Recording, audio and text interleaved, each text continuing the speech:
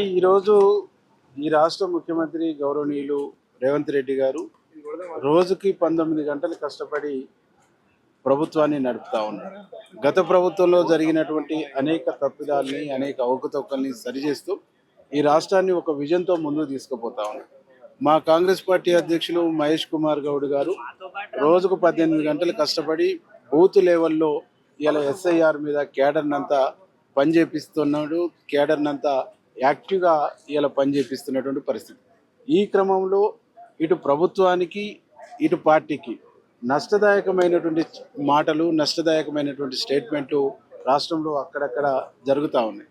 కాబట్టి విప్పులుగా, ఎమ్మెల్యేలుగా మేమందరం కూర్చొని ఈ నష్టదాయకమైనటువంటి స్టేట్మెంట్ ఇస్తున్నటువంటి వాళ్ళను, నష్టదాయకమైనటువంటి పద్ధతిలో వ్యవహరిస్తున్నటువంటి వాళ్ళ పట్ల పార్టీ కానీ ప్రభుత్వం కానీ కఠినంగా ఉండాలనేటువంటి ఒక మా ఒపీనియన్ను పిసిసికి, మా ఒపీనియన్ ముఖ్యమంత్రి గారికి, మా ఒపీనియన్ను ఏఐసిసికి ఇవ్వబోతాను.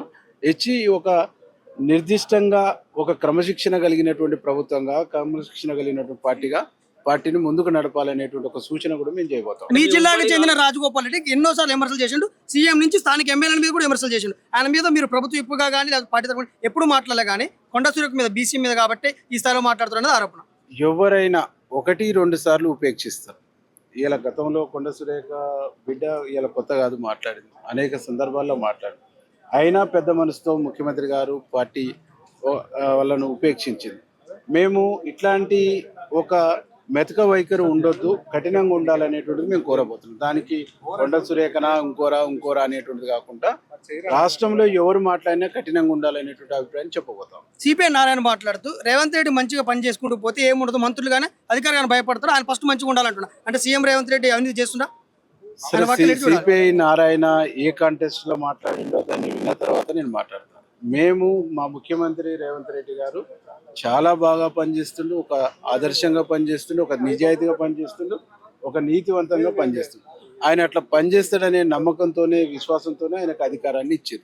మీరేమో 10 ఏళ్ళు అధికారంలోకి రావాలని చూస్తారు, కానీ ప్రతిపక్షాలు విమర్శించాల్సిన ఒకరి తర్వాత ఒకరు మీ పార్టీ నేతలే విమర్శించడానికి ఎట్లా చూడాలి? ఈరోజు మా నాయకులు, మా దాంట్లో కాంగ్రెస్ పార్టీలో ప్రజాస్వామ్యం ఎక్కువ.